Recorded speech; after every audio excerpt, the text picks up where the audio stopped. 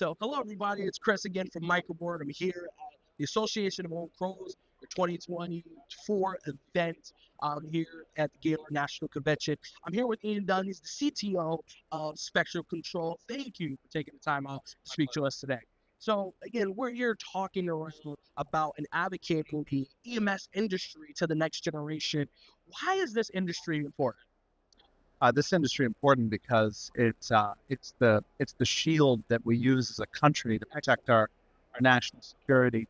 A lot of what the country works on now is in the spectrum. It's in the air. It's the communications. It's the detection. It's weather forecasting. Yeah. All of this industry plays a huge role in kind of helping us manage our air around us and use it for all these great purposes. You think about the phones we walk around with, the communication, the watches. Yeah. That's all electromagnetic spectrum technology. And it plays such a huge role in our lives and in our security. Excellent. And Ian, you've been in this industry for many years. So what are some things that you find most exciting in this space today that the next generation, or those young professionals, should know about? I think one of the most exciting things is just the amount of information that the air contains in it. It's kind of amazing. It's out there, but from SpaceX's satellite constellations that allow communication around the globe to navigation because of the global positioning system, it's an enormous resource for humanity. And companies here in this room are the ones that are helping us to manage that spectrum, to manage that resource. Now, there's a flip side of that too. Okay. So it's red. People can use it to track you. People can use it to damage things. That also is an important element of what these companies are doing here, is all of the protection that we need from this electromagnetic opportunity and threat. Yeah. So there's so much room and opportunity for people to join or be a part of this industry. But what role does Spectrum Control play in the EMS?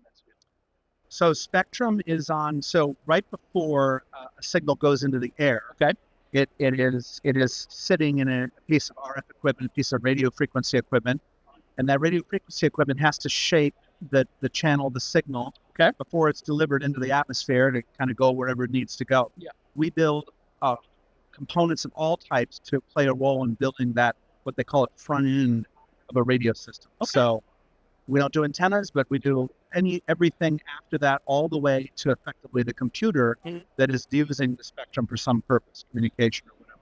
Excellent. And Ian, that young professional, right, that is getting ready to graduate college, what are some of those skills or qualities that they can start to work on today for them to build a career within this field? Yeah. Well, an important one when you're in school is analog design. So I know I'm a computer engineer by background, so I know everybody goes to school and they love software, and there's nothing wrong with learning software. Yes.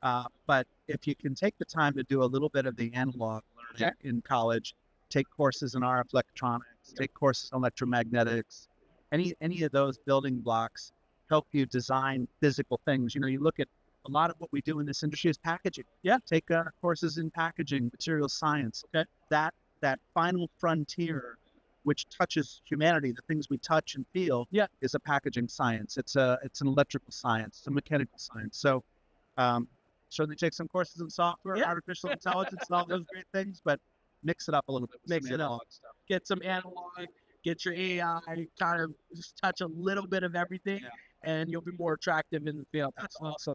And now the field has not just opportunities, but seeing challenges. Now, as someone that's hungry and that's young, it's like, hey, I want to change this industry or make an imprint on the world. What are some of the challenges that you see today that young professionals should be aware of in coming into the EMS space? Yeah, well, a couple of things there.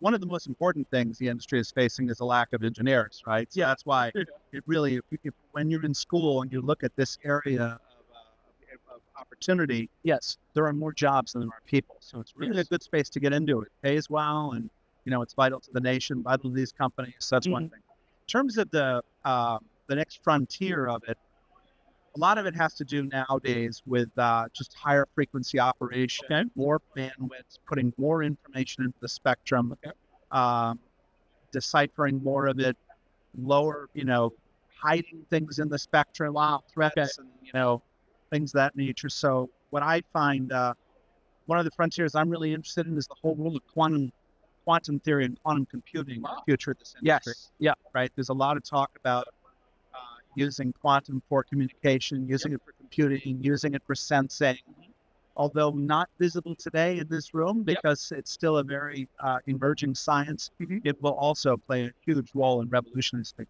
Well, how can students get involved in that? They don't have to, luckily, even for me, don't necessarily have to study quantum mechanics to get involved in quantum computing, quantum sensing. But if you get involved in this industry and the building blocks, all the building blocks this industry works on will play a role in that future as well. So that's a really interesting one to keep an eye on.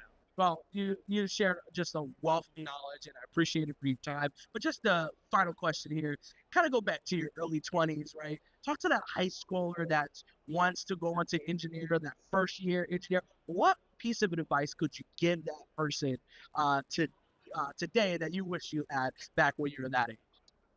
Yeah, that's a good one. Well, I think the one thing I've learned all my career would have been very helpful to me is mentorship. Okay. So if you can, either maybe you're lucky to have your parents who are from this field, or maybe there's a company nearby you can get involved in or volunteer, or your science teacher at school. I loved my science teachers, my math teachers.